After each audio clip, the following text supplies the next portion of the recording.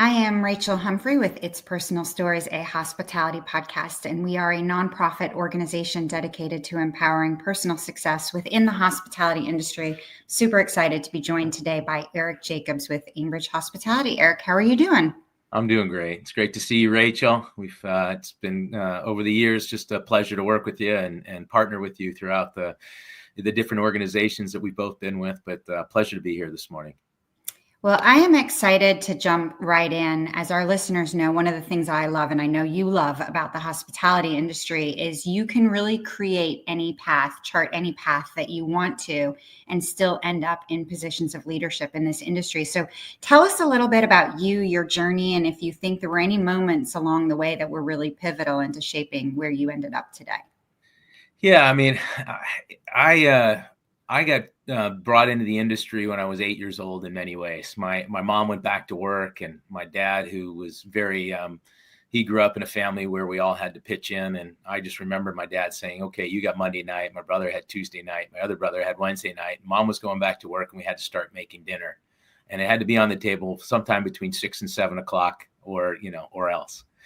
And that's where I really found my entry into the hospitality industry in some ways. I've been an entrepreneur really since at a young age. My dad was very much focused on teaching us business skills, sales skills, things like that. But at 8, I started cooking. And by the time I was 12, I was in a kitchen working, washing dishes and chopping vegetables and doing anything I could to really lean in on the culinary side. And I really had a dream of becoming a chef. That was my goal originally, really go off to have my own restaurant, things like that. But it was really early on from a business perspective that my dad instilled in all of us. I remember at 8 getting my first job as a paper boy, walking in Sunday morning and saying, hey, where's my allowance? He said, you're a working man now. It's on you. And so I've been working my whole life. The thing that he always stressed was make sure you do what you love and make sure you surround yourself with people that, share the same kind of values and ideas about how you approach the business. And I'll talk a little bit more about that. But so I pursued culinary very hard. By the time I was 14, I was working on a line 4 nights a week, still throwing newspapers. And by the time I was 16, I was still throwing newspapers, working on a line, and I started my first company with the help of my dad. So I had my first company, which was a tent rental business for catering events and golf tournaments and things like that. So it helped me pay for college. But really pursued food and beverage. I have a background in restaurant management, beverage management. I was 18 running a wine bar with 700 wines and 400 different types of beer back in the early 80s, before craft beer was really kind of an accepted business today. And at 18 here, I was running a restaurant, and I couldn't even drink it. So I've been around the food and beverage a lot. It took me to UNLV. I had interviewed or had applied at some of the other institutions. And I ended up at UNLV. I also had a love for sports and football. And when I went for my interview at the time, I had an opportunity to meet the quarterback coach, was from my hometown. And he said, hey, let's go to lunch. You're here for interviews. And he took me, and I met the equipment managers, or the managers for the football team. Before the end of lunch, I had a full ride scholarship to UNLV's hotel program. So that's why I ended up at UNLV. But it was to pursue my passion around really hospitality, really a focus on culinary. My dad really, really wanted me to go to business school first before I went to a culinary institution. That way I could blend the business and the love of and passion around food. Ultimately, when my dad passed when I was a junior and in college, and that really forced me to make some decisions. I needed to get to work, help my mom, do some of those things, and ended up really taking a management training program back then in the day, Stouffer Hotels and Resorts, which was a really quality operating company at the time, great management company. Along the way, I've continued to serve that passion around food and beverage. I've had restaurants along the way with a partner.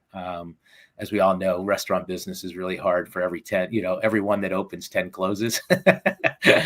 So we've experienced some of that, the challenges of that. And I think probably I stayed in the hotel business and stayed on the ops side. I was really keen on food and beverage, ended up being food and beverage operations, outlet management, banquet convention services, sales and catering. I'm really a person that has truly grown up in the business and probably done almost every role at the hotel level, with the exception of being really a GM. But it was I ended up in sales and national sales, and that was all in a very short period of time. So let's say between 22 and 28, I had multiple different roles: food and beverage operations, convention, and then ultimately in sales. And it was somewhere in the mid 90s, which is when the brands were just starting to really franchise. I mean, certainly Sendint was out there and Days Inn, and they were franchising. Best Western certainly was out there and doing theirs. IHG had launched Holiday Inn Express in the early 90s. But think about this. Marriott hadn't really gone full-blown franchising. They opened their first franchise in 1990 with Bruce White on a Fairfield Inn. Hilton wasn't franchising at the time in the mid-90s. It wasn't until the late 90s, and certainly the purchase of Promise that really took franchising that way. And it was in 96 that I got a call from a previous sales leader who had taken over development at IHG and said, "How would you like to do franchise development, franchise sales?" And I said, "Give me a minute." We had computers then, barely, but we had computers. And I got online like, all right, hold on a second. And so here I am, a student of the industry, gone to hotel school, and I'm finally learning that that the big brands don't own all their hotels, and that their growth plan in North America was really to accelerate franchising. And so in many ways, I feel like for the last 30 years, I've grown up around that franchising model and that franchising business. So you think about all the brands today. One, I didn't, and then this is one of the things when I go back to business school or to the hotel schools, is help these students to understand that the world is so much broader than just being an operator, which is what I thought when I was coming out of UNLV. If you would have asked me at 22, what's your goal? I would have been the GM of the Grand Hyatt Wailea, right? I mean, that would have been my ultimate role. And, by the time I'm in my mid to late 30s, I'm figuring out how do I own the Grand Hyatt. So, there was such a transformation and a lack of understanding of how our industry worked. But I also feel like for the last 30 years, the word franchising and the partnerships between ownership groups, the movement to private equity coming into our space has been a huge education around real estate ownership. So I've really had, in many ways, I think the benefit of growing up in accelerating my career around this franchise business model. Many of us have, and it's been wonderful to me. I love the fact that people talk to me a lot. What do you love about our business? And I say, well, you have people in the hotel business and you have people in the business of hotels, and they're very two different folks in how we approach our business. But I love the understanding of the real estate, understanding that we drive value through these associates and GMs, and that it's a very complex commercial real estate model that has lots of moving parts. And it's the people that, bring our hotels to life. Otherwise, they're just buildings. And so I think my journey around this franchising model, spending time in operations, helping owners really to achieve their goals, has really been probably the joy, and just a path I never thought. I still thought I would become a chef one day, have my own restaurant somewhere in wine country. We were talking about that earlier, sitting in the wine country. But maybe that goal will still be there one day. You never know, never too late. Yeah. And, I've worked for wonderful companies too, whether it was IHG back then, Holiday Inn Worldwide, and then had the opportunity to work at Hilton and experience their particularly as they were just getting into the franchising business in the late 90s, early 2000s when they bought Promise, and then have a 20-year run at Marriott in the development side and launching new brands and things like that. It's just been an absolute joy. I've looked back on every moment and said, I'm so blessed about the opportunities that folks entrusted me in, the teams that I've been able to lead and learn from them. It's just been an absolute, I don't know what else I would have done other than, stayed on the sports management side and ultimately become a football coach. That would have been my only other dream. So There you go. Well, so many incredible lessons. First of all, I will tell you, you are not the first guest advisor to say that your first job was throwing newspapers. That's actually something we hear pretty regularly. But I also love that you learned at an early lesson, both when you were going to UNLV, when you made it over to IHG, the importance of relationships and networking and relying on relationships that you had built genuinely for other reasons and propelling things forward. And we'll talk about that in a little bit. I wanted to talk about the idea of leadership generally. Sometimes when I interview people, they'll say, I knew I was born to lead, like from the day one. Others will say, you know what, I still am surprised that people call me a leader today. Yeah. Where do you fall on that spectrum when you're thinking about your own journey as far as being a leader goes? There was a very pivotal point. I was 13 years old. In my life, and I had made a bad choice. And I remember the conversation with my dad, and he put me at the fork, and he basically said, you have two paths. One you can lead or you can follow. And I want you to be the leader. And there was that moment in time where my dad really, really challenged me to say, look, you're a bright young man. You've got, but you're making some bad choices. And so you have a choice whether to lean in to be the leader or to be the follower. And that day that I had made that bad choice, I was being the follower instead of the leader. And that was really the point he was trying to make. You have a choice. And I think it's at that point where the word leadership and the expectation that my mom and dad had for me really propelled me. From that point on, I was in student body leadership. I was class president from 7th, 8th, 9th, 10th, 11th, 12th. So very involved in school activities. I was captain of the football team. I was willing to step away and do things that I wanted to do. I had many people don't know this about me, but I love to sew, and I've been sewing since the 7th grade. Mostly because most of the stuff in wood shop and metal shop was boring to me because I'd always been working with my hands. My dad said, why don't you take sewing? There's a good chance of meeting young ladies that way. But I ended up I still sew when I can. I'm actually teaching my 6-year-old granddaughter how to sew. She got her sewing machine over the holidays, so we're still leaning in on that. But really, that was that pivotal point. I had a choice to make as a young man, and my dad really, really impressed upon you. You either can go this direction or this direction. And if you go this direction, it's about leadership. I'm sure we all have heard this. If you hang out with turkeys, you're a turkey. If you hang out with eagles, you're an eagle.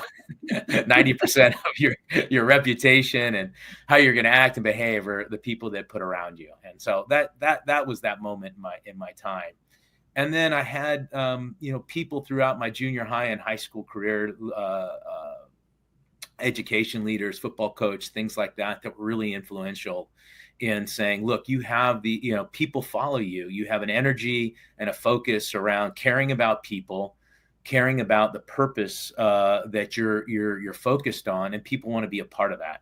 And so I feel was very blessed that I had people along the way early, junior high and high school. I can name names today, still in touch with many of them, those who are still alive. And I still thank them today for pouring into me as a young leader, even in my teens.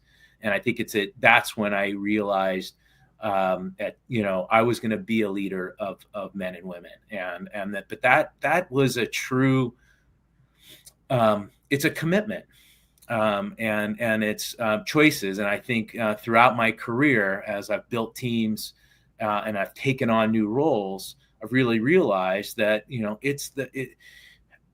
holding yourself accountable to a high standard and everybody else around you, ultimately, that's what people are attracted to.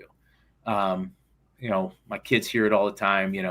Adults are like children. We all need discipline and accountability, but none of us are going to ask for it. But when we set up those kinds of things, people feel and gravitate towards that. And so if it was probably, it's probably a long answer, but I can see different points throughout my career. And it doesn't mean that I haven't stumbled along the way. And I've been graciously picked up by leaders and say, hey, here's a moment, just like my dad did when I was 13. You might, or this is how you're showing up. And is that really what you want? And you can drive more success by thinking about it differently or approaching it differently. So I've had some people along the way that have been really helpful in shaping my leadership throughout my career, and never being willing to just kind of accept, oh, I've made it and now I'm good. Actually, again, some great themes. One of the threads that I'm noticing, though, is how impactful your dad's words have been with you throughout the course of both your career and your life, and how that has really formed a lot of decisions for you. You just talked about this kind of evolution of leadership, and I believe very strongly in reflecting and evolving and trying to figure out what we can do differently and better. Sometimes as we evolve, there are things we get better at, and sometimes there are things that we get worse at. Do you find in your leadership that there are things that you've been very intentional about developing or improving? And then what has gotten worse over time for you? So I probably one of the for those who know me, I'm a charger. I'm a driver, and I'm passionate. I'm passionate. No reason to do anything unless we do it with full on, complete passion around it. And sometimes that passion and that eagerness to win, not personally, but to have the team win, comes off as aggressive and maybe stifling to some folks. And so I have certain leaders, I'll choose Liam Brown for one of them, who would try, he mentioned to me, he says, Eric, I want to make sure, you're so smart, you're so passionate, but you just need to slow down some time and allow people to speak first, 2 ears and one mouth. And I believe I'm really good on the sales side, but when I got into the organization, I had to be reminded to allow people to express their ideas. And that's something that he held me accountable, really for most of my career at Marriott. And we'd be in meetings, and I'd make sure, after an hour or two after, I pick up the phone and say, hey, how did I show up today? So it was something he really challenged me on, and I'm very cognizant of it. And I think as I've taken on this new role at Aimbridge, in an even more senior role than I had at Marriott, making sure you stop and listen and ask questions of the associates around you, it is a skill that I've watched time and time again. That's led, Arnie Sorensen was very, very good at this. I used to work for an individual, Tushar Patel at Tarsadia Investments.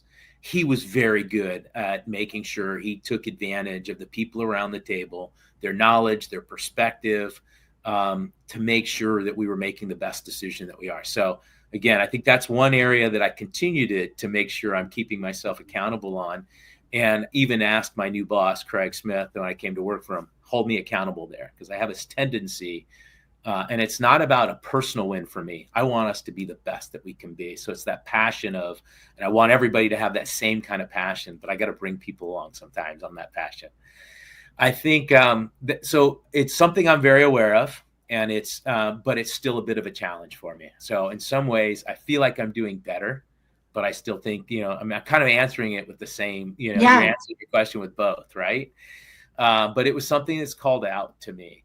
How interesting, though, Eric, to have also a leader invested enough in you and your growth to not only mention it, but to continue to hold you accountable, and for you to hold yourself accountable on that advice back. So it wasn't just a one-time, hey, here's something you can do to improve, but really making sure that became an important part of continually developing your leadership style. Yeah, and it's something I've also been able to now coach on too, because it's a real, just had this situation last week where somebody got promoted, and I just got to remind them, as you go higher in the ranks, what you say has bigger impact, and people are listening, and sometimes, even harder, and they're watching you. And so your position as you rise up in the ranks, you have to be cognizant of what you say and how you behave. Yeah. Everybody in the organization is watching. And that is something I've been really, really cognizant of. And in my most recent, I had just had my 6-month review with Craig, and I asked him about that. I said, how, and he we all have our days. But it's a good reminder that when the closer you move to the top of the organization, how, you walking the talk, showing up every day, taking time to listen, lean in on your associates, give them the opportunity to express ideas and things like that, not shut them down, is probably one of the best leadership skills we can develop, and will ultimately propel our company to better performance and accountability and all the good things that people expect of us at Aimbridge.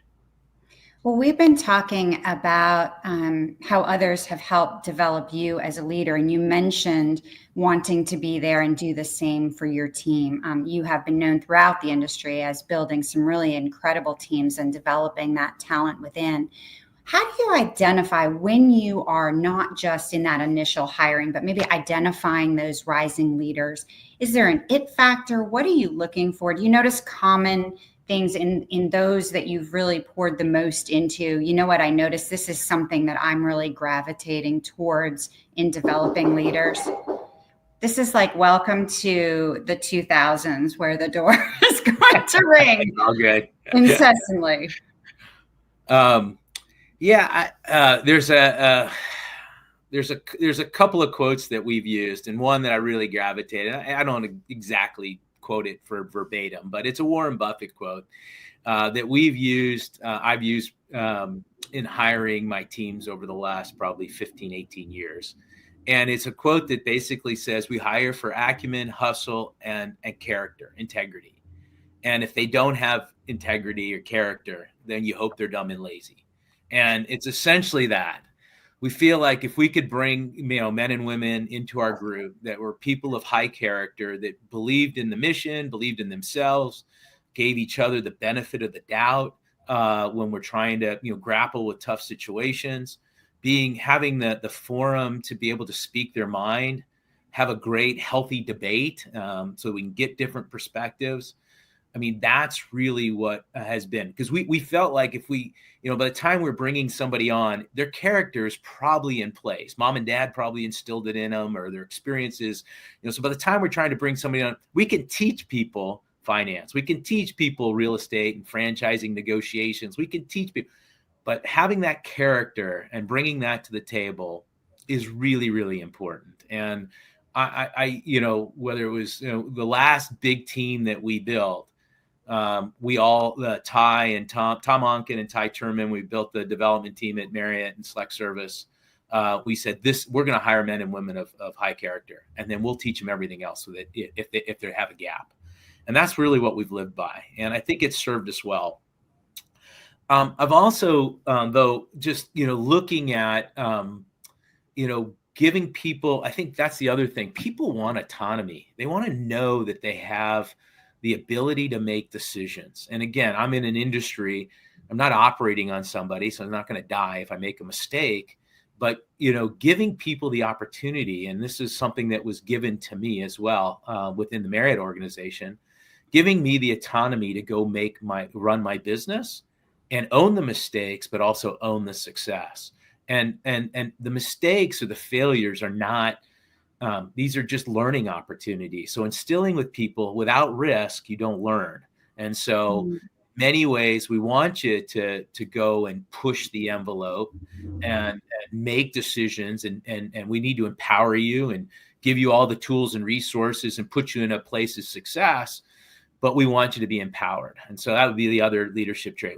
I want people on my team to know that they are fully empowered to go make decisions. And in fact, between hiring character and building autonomy within our team, those are probably the two biggest things that propelled our success at Marriott, particularly in the last 10 years when I was running that development group. I think those are the two that I would highlight. Well, and that's such an important lesson too, as we are talking with and bringing up the next generation, that, skills and smarts are definitely there, but looking at character is such an important part of that hiring process. And character and integrity is an interesting thing to segue into. I always love to share with our audience, one of the reasons that I have asked someone to join the program as a guest advisor. And when you and I first met, obviously I was at AHOA, you were at Marriott. I may have met you when I was lawyering before that, as you were doing some deals. But we really were drawn to one another through your involvement with boards and nonprofits and association work. And as part of that was really your unwavering commitment to the fight against human trafficking at a time that really the industry was not specifically focused there. There was not as many programs, as much attention throughout the industry. I have a couple of questions. One is why it is and remains for you such an important part of your leadership to not just look at the industry from a business side, but from a social and human side, but then also sticking with the idea of leadership is what types of leadership lessons do you learn from your involvement with these organizations that are maybe different than you've learned through your corporate relationships and corporate roles? Yeah, I mean, I will really highlight that the core values of the Marriott family and the company really help. For an executive, giving me space to actually lean in on some of these passions, right? And they were. Tony knew and Arnie knew that I had a real passion around helping people around the world. That I had a passion for children and protection of children. And so when Marriott launched the human trafficking training and then decided to partner with ECPAT USA, I got the call and said, hey, how would you like to be on their board? Now, I was already serving on some other boards, one with Extreme Response International, which is working in different parts of the world in really extreme poverty situations. So social, human trafficking, education, really, really a challenge. These are the hardest places in the world. And so blending that passion around people and the protection of children, Marriott really pushed me and gave me the opportunity to sit on ECPAT's board. And so just continuing to learn. Now, when I go back to Marriott, Marriott has always instilled that, listen, a hotel is an impactful business, and we're all over the world. They were 130 plus countries, and a hotel can be a central point, not just for guests who are staying with us, but for the associates who work there. And it's always been their philosophy that the business in that local market can have an impact. And so it's some of those things that Marriott really opened my eyes to. So how do I blend my business acumen and passion for people to making the world a better place? I will say that my kids were 12 or 13, and said, Dad, we want to go on a service trip to Ecuador, and mom signed you up as a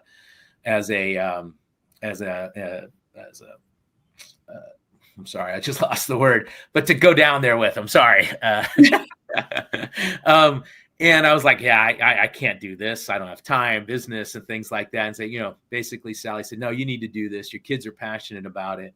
And it opened the doors of how do I serve in the world. And so that was, almost, it's 20 years ago. And it's really that door that opened me up and opened my eyes to where I can make a difference. Am I going to change the whole world tomorrow? No. But if I can change one family, one child's life, protect one child's life, I'll make a difference in this world. And so leaning in with ECPAT, leaning in with the company around human trafficking, doing the right thing, not just, and by the way, human trafficking really says something to the associates too. When we're saying, hey, we need you to be trained. We're all empowered to do something for people who don't have a voice, who are vulnerable in this world. And, think about the thousands, the millions of rooms we have around the world. We know that the hotel industry can make an impact on this, and still passionate about it, still thinking about ways just at Aimbridge on how we might, instill this in our own company. Mm-hmm. I'm still pushing for the brands to make this a brand standard that every hotel should go through this training. Every hotel should have a plan. Every hotel should make a statement. I'll highlight the work that New York State has done. If you go into a hotel room today, on the back of the door, it's generally say, hey, if you see something, say something. And it's empowering people and giving them a voice that we're all in this to protect children and protect people who are vulnerable. And I think we need to stay focused on it. And the hotel industry absolutely has a way and a strength to move that needle. I really, really do. Well, I love hearing how much the compassionate side is a critical part of your leadership as well, showcasing that it's just more than just the business acumen or the skill set. Eric, I could catch up with you all day. We are going to run out of time as I expected that we would. I'm going to end with two kind of quick fires. We've talked a little bit about evolution and reflection of our journeys. And one of the questions I love the most is our advice to our 21-year-old selves. And I think that it really is important for us to think back. If we knew what we know today, what would we do differently? What would we tell ourselves? So when you think back to Eric at UNLV getting ready to graduate, what would you tell yourself about how things turn out for you, or maybe something you wish you'd known then? Yeah. And I do go back to the universities. I'm at Penn State, Cal Poly, UNLV. Anytime a business school or a hotel school wants me to come and speak, because I absolutely love this industry. And a lot of the advice that I give to the students, and I think about our industry, a lot of people view the hotel industry as just operations. And so the advice to one is to keep your eyes open for unique opportunities to lean in on your passions, but around the industry. I spoke at Penn State pretty regularly over the last 6 or 7 years, not in the hotel school, although I speak there, but in the business school. And I always open up with, our industry is open to all of you, and we need accountants, and we need lawyers, and we need people with different passions. And I wish I would have known that when I was coming out of school, that because I really went to a school that was very focused on operations. Cornell tends to be focused on finance and consulting and deal structuring. And so, but I don't think students clearly understand the opportunity that our industry has. And so I think the other piece of advice, so keep your eyes open for things that really are your passion. And when you're 22, you think you might know what it is, but you're still finding yourself. And so be open to trying different things, be willing to be pushed and put in uncomfortable situations. I just experienced that 3 years ago. Got voluntold into a role, at the age of 50, 53, to go do something completely different than anything I had ever done. And I truly say I got voluntold, but out of that, so taking that risk and trusting the leaders that asked me to do it, and they saw that they believed in me that I could go do it, but it was a big lift for me and a big challenge. So being willing to take those risks. The other advice I'd say to myself, younger self, knowing what I know today, is, and maybe I'm doing that with my kids today. Invest in hotels, find ways to, be an investor and an owner in hotels. I wish I would have known what I know today around our ability, not just to work in a hotel, but to own a hotel and be an owner. I've, grown up around the Asian American families and watched the first and second generations really accelerate their businesses. I've learned a lot from them.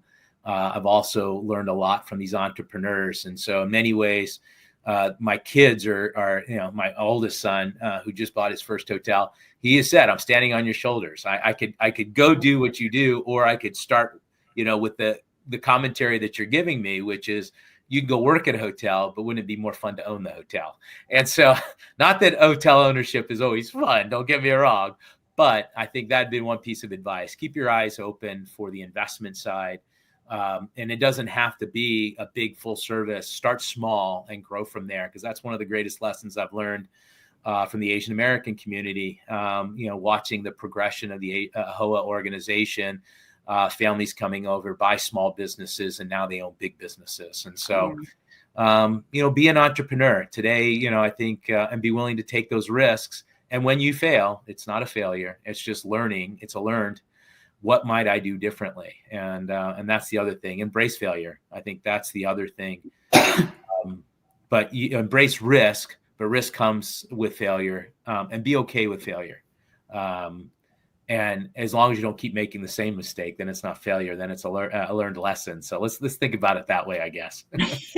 Well, so I many wish I had taken more risks. are relatable to me. I absolutely believe in the sliding doors and be open to new opportunities. I think if we are very tunnel visioned on things, then we're going to miss out on great chances and take risks, like you said. And absolutely, this idea of our industry, you can be anything you want to be in the hospitality industry. And that's one of the things that makes it so special, as do the relationships that we build. And Eric, I am really, really delighted to have you and to have our friendship and our business relationship.